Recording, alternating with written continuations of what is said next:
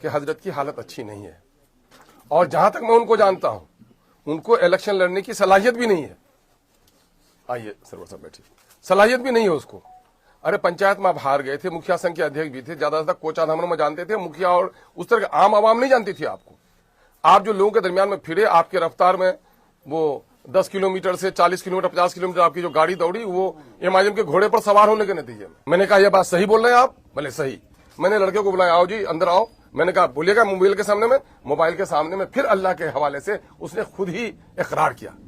क्या इतने कस्में खाने के बाद उस आदमी का जो तरीका रहा है, मुझको गालियां देते, मैं दरवाजे पर जाता मुझ पर जूते फेंक देते आप। लेकिन मेरे साथ जो आपने बदसलूकी की है, क्या एक कोई शरीफुल नफ्स इंसान ऐसा कर सकता है? मैंने देखा है, मेरे बाप पर भी कुछ लोगों ने जुल्म किए थे और मरने से पहले आके रोए थे मेरे बाप के पास, और इसने भी मेरे ऊपर जुल्म किया है। मैं अपने इस मामले को खुदा के हवाले करता हूं। जरा दिल पर हाथ रखकर सोचिए, बीजेपी के लोगों के टिकट कटे कि नहीं कटे? सबसे ज्यादा इस वक्त आज दलील कोई कौम है तो मुसलमान है। सबसे ज्यादा बदहाल अगर कोई है तो सीमांचल के पट्टी के लोग हैं। लेकिन आपने गौर किया क्यों है ऐसे? अगर पार्टी के उस उम्मीदवार को जिसको टिकट दिया जाएगा उसका साथ देने के लिए तैयार हो तो पार्टी का झंडा लेकर फिरो, वरना अपने अम्मा के घर में बैठ के रहो। ये नहीं सुना उन कमबख्तों ने नहीं सुना इनका? मैंने यकीन दिलाया था, मैंने ये कसम वहां नहीं खिलवाया था कि साहब हम में से किसी को भी टिकट दिया जाएगा तो मैं उसका साथ दूंगा। समझ में नहीं आई। कुछ लोग कहते हैं दबाव में दिया। क्या उसके कनपट्टी में बंदूक लगाई गई थी? होशोबास में नहीं थे, नाबालिग थे, नासमझ थे, खातून थी जो उसको बेचारे को दुनियावी हालात से नावाकिफ थी। वो चक्के पर जाइएगा, अरे 4 चक्के पर जाइएगा, और यहां से बॉम्बे जाइएगा तो हवाई जहाज पर जाइएगा। अगर ईमानदार मीडिया वाले हैं तो पूछिए उनसे कि कस्में खाए थे, कस्में क्यों तोड़े? वाह, अरे गरीब की मोग सबकी भोज, गरीब की बीवी सबकी भाभी। जो कोई पूछेगा जाके पूछे, लालू परिवार से पूछे कि उस दिन पकड़ के रखे तीनों को लेकर हुकूमत बनाए थे, किन तीनों का टिकट काट दिए। हिम्मत नहीं होगी आपके ऊपर वालों को भी। ये सारा पूछ रहे हैं, सिर्फ अख्तुल-ईमान आसानी से मिलता है, आसानी से बात करता है, रंगदार नहीं है। यही वजह है कि सारे लोगों की गालियां सुननी पड़ रही है। टिकट तो कांग्रेस ने भी काटे, सिटिंग कैंडिडेट के काटे। राजद ने उन लोगों के टिकट काट दिए जिन लोगों ने पार्टी को में शामिल होकर सरकार बनाई थी। लेकिन किसी के अब्बा की मजाल भी हुई कि इन पार्टियों को गाली दे, उनके खिलाफ तबसरे करे। बीजेपी ने भी टिकट काटे, लेकिन बीजेपी के लड़के क्या सड़कों पर आकर किसी को गालियां दी? क्या बीजेपी के जो धर्मगुरु हैं वो कहीं मीडिया में आए? नहीं दिखे। तो मेरे भाई, हम लोग इस बात को मानते हैं कि मुसलमान पिछड़ा है और सीमांचल पिछड़ा है। ये सारे तमाशे दिखे तो सीमांचल में दिखे। और अफसोस है कि आवारा लड़के, ना समझ बच्चे, हमारे नादान बच्चे जिनको समझ नहीं है, हालांकि कई बच्चों ने जज्बात में उस दिन हम लोगों को गालियां दी, आके माफी मांगी। ये बच्चे, इनका कसूर नहीं है, लेकिन समझदार लोग जो डायरेक्टर इन चीफ थे इनके पीछे, उनके बारे में सोचिए कैसे कैसे लोग हैं। सबसे ज्यादा बदनाम अगर मुझे किसी ने किया तो मेरे फैमिली के आदमी चचा असलम साहब ने किया। असलम साहब मेरे पास गए पटना, कहा मैं इलेक्शन लड़ना चाहता हूं। मैंने कहा आप इलेक्शन लड़ सकिएगा, आप इतना खर्च कर सकिएगा? कोचा धामन के इलेक्शन में बहुत ज्यादा खर्च होता है और मैं कोचा धामन नहीं लौट रहा हूं कि मेरे पास पैसे नहीं है, और वहां लड़ने की आप हिम्मत कर रहे हैं? तो भाई जमीन आप बनाइए, अगर आपकी सलाहियत होगी, लोग आपको चाहेंगे तो आपको हम लोग टिकट देंगे। सर्वे करवाया हम लोगों ने, कम से कम हर पंचायत के कारकुनों से उनके बारे में पूछगछ की, तो पता ये चला कि हजरत की हालत अच्छी नहीं है और जहां तक मैं उनको जानता हूं उनको इलेक्शन लड़ने की सलाहियत भी नहीं है। आइए सरवर साहब बैठिए। सलाहियत भी नहीं है उसको। अरे पंचायत में आप हार गए थे, मुखिया संघ के अध्यक्ष भी थे, ज्यादा कोचा धामन में जानते थे मुखिया, और उस तरह आम आवाम नहीं जानती थी आपको। आप जो लोगों के दरमियान में फिरे, आपके रफ्तार में वो 10 किलोमीटर से 40 किलोमीटर 50 किलोमीटर आपकी जो गाड़ी दौड़ी वो इमाम के घोड़े पर सवार होने के नतीजे में, और उसकी रफ्तार और दोगुनी हो गई जब आपने जाकर कहा कि मैं अख्तुल-ईमान का चचा हूं। तो हर जगह हमारे कारकुनों ने उसका खैर मकदम किया। ये गलतफहमी हो गई उनको कि मैं बहुत पॉपुलर नेता हूं। जब अवामी सर्वे किया तो उनकी हालत अच्छी नहीं थी। फिर हम लोगों ने यह किया कि सारे कैंडिडेट से हम लोगों ने कस्में खिलाई थी जिस पर लोग तबसरे करते थे। हम लोगों ने कहा कस्में इसलिए भी खिलाता हूं कि कुछ लोगों के चाल चलन अच्छे नहीं है, कल क्या बोलेंगे, और कस्में इसलिए भी खिलाता हूं कि ताकि जीत के जाए तो असेंबली में कसम खाने में इसको आसानी हो। कुछ उलमा सवाल उठाते थे कि कस्में क्यों खिलाते हैं, तो मैंने उनको याद दिलाया कि मौलाना असराउल्लाह कासमी साहब रहमतुल्लाह अलैह और मौलाना बदरुद्दीन अजमल साहब से बड़े आलिम आप नहीं हैं, वो भी जाकर वहां कसम खाए थे। इस्लाम में कसम खाने की और कसम को तोड़ने के सिलसिले में शरई हुक्म मौजूद है, और कस्में खाने के बाद कस्में तोड़े। असलम साहब ने कस्में खाई और कसम खाने के बाद उसने कसम को तोड़ा। उसने वादा किया था, एक बार तो कसम खाई, उसने ओथ लिया पार्टी के उम्मीदवार होने की हैसियत से, और फिर उसको बिरादर जनाब अब सादिक समदानी साहब बड़े भाई हमारे हैं, उनको लेकर आए वो, और उन्होंने कहा कि साहब हम दोनों में से किसी को टिकट मिल जाए कोई फर्क नहीं पड़ेगा, हम लोग एक दूसरे का साथ देंगे। मैं यूं ही ऑफिस में निकल रहा था, देखते हैं कि भाई मुखिया शाहिद साहब सरवर के अब्बा वो आ गए और उनका हाथ पकड़ के लेके आए चिताश्रम साहब, और मुझको कमरे में लेके गए, जरूरी बात करनी है। और मुखिया जी ने कहा कि यही हमको लेके आए हैं। भाई क्यों लेके आए हैं? बोले आपको ये कहने के लिए आए हैं कि हम दोनों में से, चाहे सरवर को दीजिए, हमको दीजिए, हम दोनों में से किसी को टिकट दीजिए, हम उसका साथ देंगे एक दूसरे का। मैंने कहा यह बात सही बोल रहे हैं आप? बोले सही। मैंने लड़के को बुलाया, आओ जी अंदर आओ। मैंने कहा बोलिएगा मोबाइल के सामने में, मोबाइल के सामने में फिर अल्लाह के हवाले से उसने खुद ही इकरार किया। क्या इतने कस्में खाने के बाद उस आदमी का जो तरीका रहा है, मुझको गालियां देते, मैं दरवाजे पर जाता मुझ पर जूते फेंक देते आप, लेकिन मेरे साथ जो आपने बदसलूकी की है, क्या एक कोई शरीफुन नफ्स इंसान ऐसा कर सकता है? मेरे मरहूम वालिदैन तक को आपने नहीं बख्शा। गांव के उन नादान बच्चों को आपने चंद पैसे देकर फुसलाकर बहलाकर मुझको गालियां दिलवाई। क्या टेना मेरा घर नहीं है? मेरे बाप दादा की कब्रें तुम उजाड़ कर फेंक दोगे? सख्त है तुम्हारे दरमियान में? और आपकी हैसियत क्या रही है? आप जब भी हमें इलेक्शन लड़ा, सबसे महंगे वर्कर हमारे वो थे, पैसे हमसे लिए, आप पैसे मेरे वर्कर्स को, मेरे कारिंदों पर खर्च करने से ज्यादा अपने पंचायत के इलेक्शन लड़ने के लिए किया। चंद लोग हैं जो आबाई तो दुश्मन है हमारे वहां, वो 2-3 लोग हैं जिनके पेट में हजम नहीं होता है। अरे अख्तुनिमा, मैं जीत पर कभी इतराया नहीं। अल्लाह तबारक तआला ने मुझे तौफीक बख्शी, आवाम ने पसंद किया, मैं इस जगह पर हूं। तुम्हारे जलने से क्या हो जाएगा जी? तुम्हारे जलने से तुम्हारी औकात भी नहीं है, मैं जहां खड़ा रहूंगा। अब तुम मेरे पांव तले जमीन खींच रहे हो, इंशाअल्लाह नहीं खींच सकोगे। इसलिए मैं ये सफाई देना जरूरी समझा हूं कि इन लोगों ने कैसी कैसी शरारत की। हमारे नबी करीम सल्लल्लाहु अलैहि वसल्लम ने बताया, जिसका मफहूम है, हम उलमा की जूतियां आज भी सीधी करते हैं, उलमा की कद्र मंजिलत करते हैं, आलिम ज्यादा हूं, आलिम की इज्जत करता हूं, और हक बात कहने से नहीं कतराता हूं। अल्लाह के रसूल की हदीस है जिसका मफहूम है कि मुनाफिक बहुत ही बदतरीन इंसान को कहा जाता है। मुनाफिक की 4 अहम निशानी होती है। बोले तो वो झूठ बोले, अहद करे तो अहद को न निभाए, वादा करे तो फरामोश कर जाए, जब गुस्से पर आए तो गाली गलौज पर उतर आए। मैंने देखा कि मिस्टर असलम ने यह सारे हुदूद को पार किया है, और मैं अपना इंसाफ उस खुदा के पास छोड़ता हूं। मैंने देखा है, मेरे बाप पर भी कुछ लोगों ने जुल्म किए थे, और मरने से पहले आके रोए थे मेरे बाप के पास, और इसने भी मेरे ऊपर जुल्म किया है। मैं अपने इस मामले को खुदा के हवाले करता हूं। जहां तक और 2 जगह 3 जगह के टिकट के वो हैं, हमारे लोग हैं भाई। टिकट आप मुफ्ती अतहर साहब उम्मीदवार थे, भाई जनाबे सालिम चतुर्वेदी साहब, मौलाना अब्दुल्ला सालिम चतुर्वेदी साहब हमारे उम्मीदवार थे। भाई पार्टी ने फैसला किया, दोनों जगह सर्वे कराया, दोनों के हालात लिए।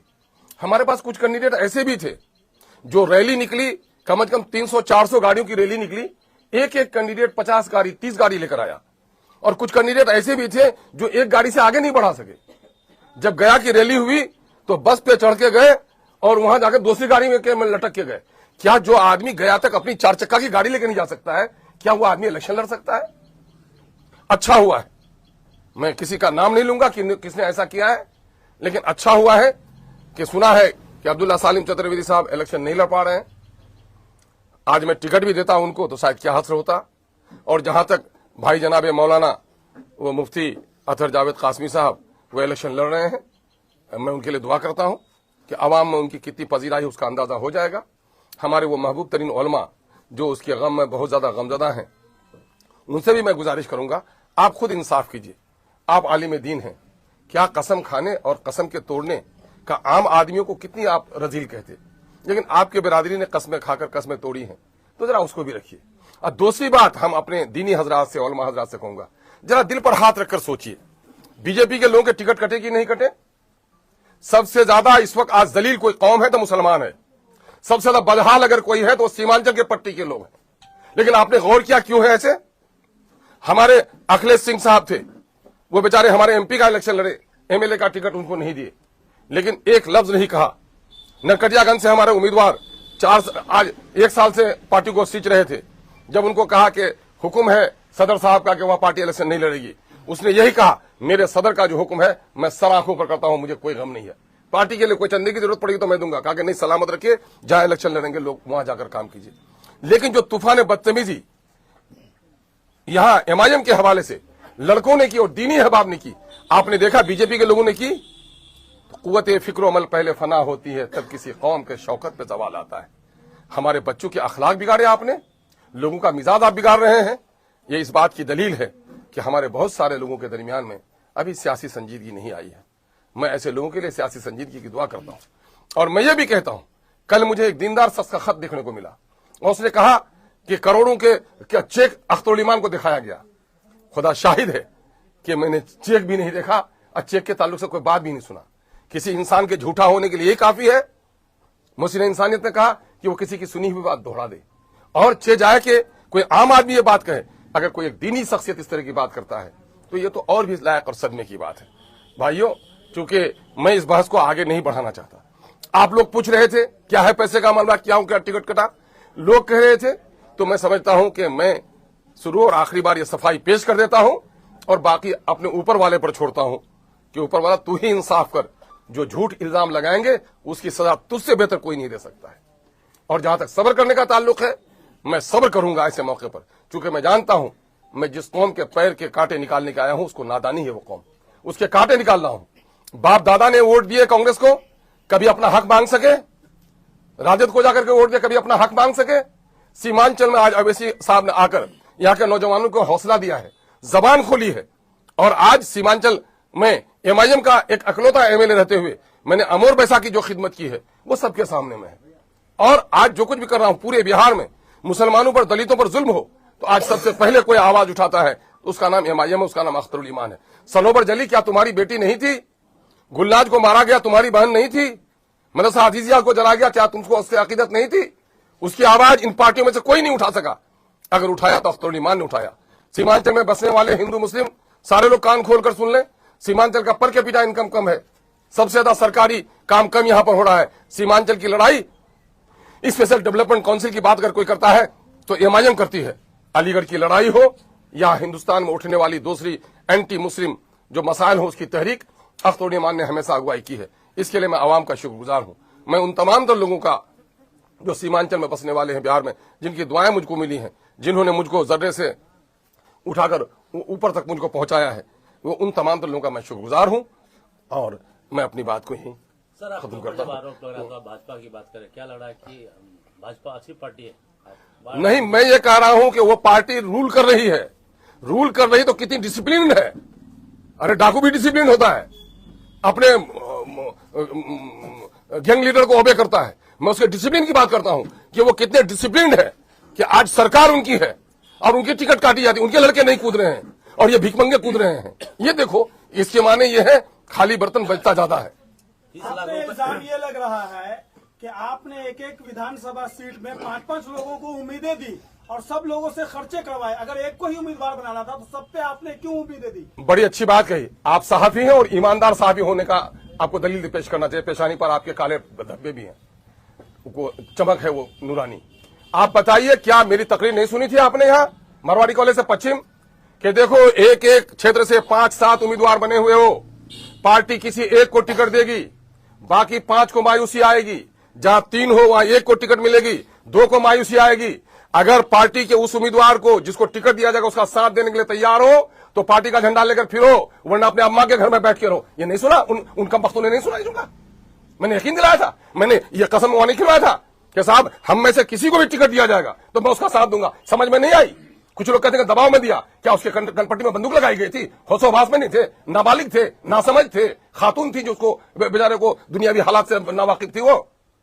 अच्छा, ये आम बात है कि 90 लाख रुपए हेलीकॉप्टर के लिए जमा करना होगा, ये चर्चा में अरे चल, इस बार मैं कह रहा हूं, सब लोगों को कर रहा हूं, आज भी कह रहा हूं कि भेजो। एक एक इलेक्शन में लोगों के खर्चे हो रहे हैं, 90 लाख नहीं 1 करोड़ से ज्यादा में कॉन्टेक्ट हुआ है उसका। ये कौन भरेगा? अब इसी साहब का बजान भरेंगे, अख्तरुल ईमान का बजान भरेगा।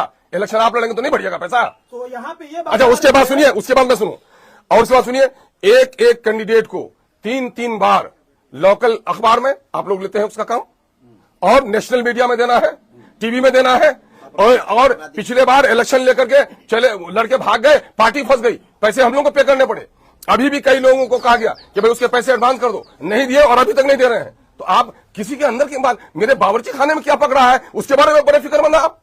भाई तुम इलेक्शन लड़ने आए हो। चलिए ये बात तो हो गई। सीमांचल पिछड़ा है, सीमांचल की पसमानदगी की अक्सर आप लोग बात करते हैं, एमआईएम बात करती है।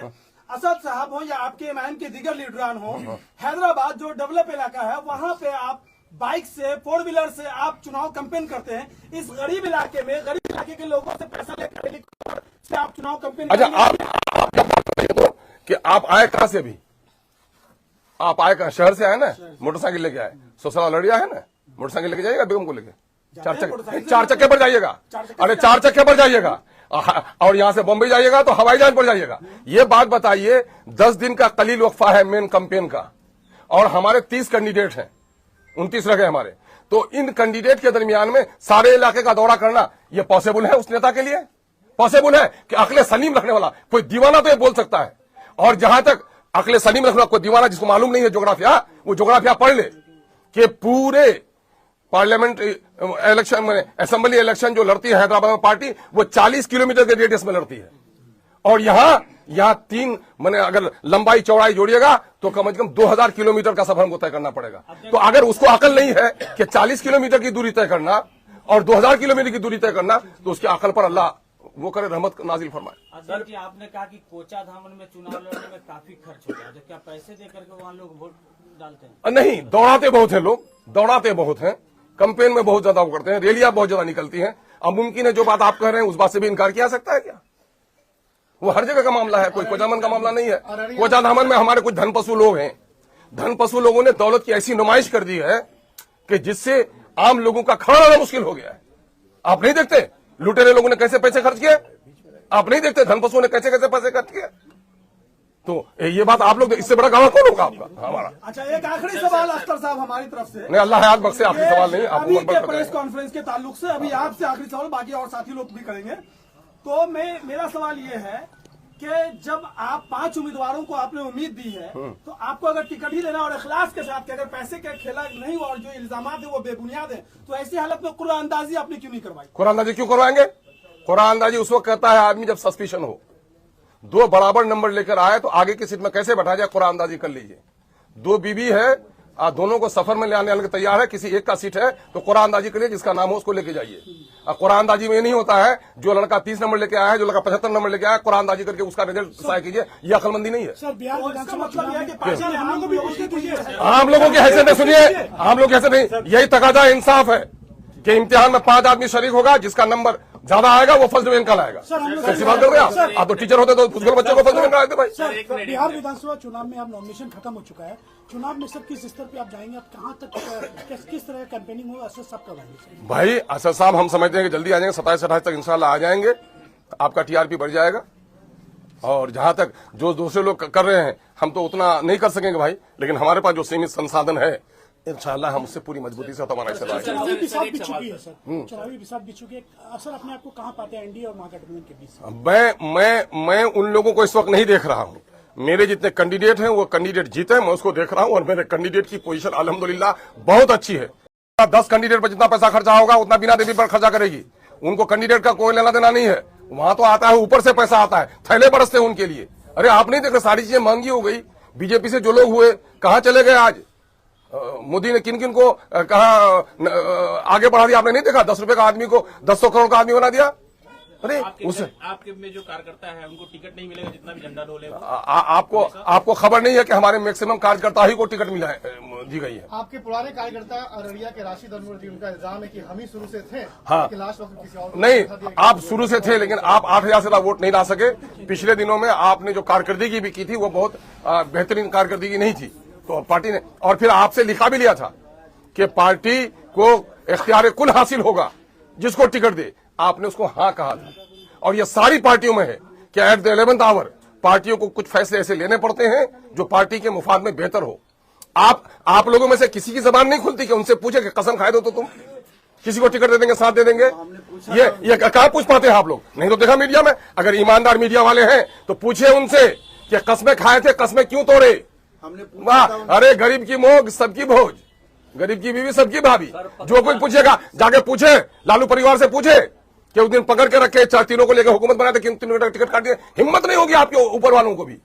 ये सारा पूछ रहे हैं, सिर्फ अख्तुल आसानी से मिलता है, आसानी से बात करता है, रंगदार नहीं है। यही वजह है कि सारे लोगों की गालियां सुननी पड़ रही है। रंगदारी होती तो ये बात नहीं बोल पाते। सर, पत्रकारों पे आप आरोप लगा रहे हैं और आपके पार्टी में जो कल तक नेता बने हुए थे इसी कार्यालय से विरोध किए कि 30 लाख रुपए, 25 लाख रुपए, और आपके विरोध में मुर्दाबाद के नारे भी लगाए गए। तो क्या हुआ? तो उससे हमको मुर्दाबाद के नारे लगाए, 30 लाख विरोध। कोई माही का लाल है? सबूत पेश करें वहां पर। हम भी आपको कहेंगे कि पीके आप आए हैं, आप सर जो हिला रहे हैं, बोलते हुए हिला रहे हैं, मैं कहूंगा पीके आए हैं, तो बेरथ लगाना पड़ेगा ना भाई। लगाए, वो सबूत पेश करें। मतलब बेबुनियाद है, बिल्कुल बेबुनियाद है, झूठ है, बेबुनियाद है, इल्जाम है। मेरी पार्टी की बढ़ती हुई छवि को बर्बाद करने की ये गहरी साजिश है।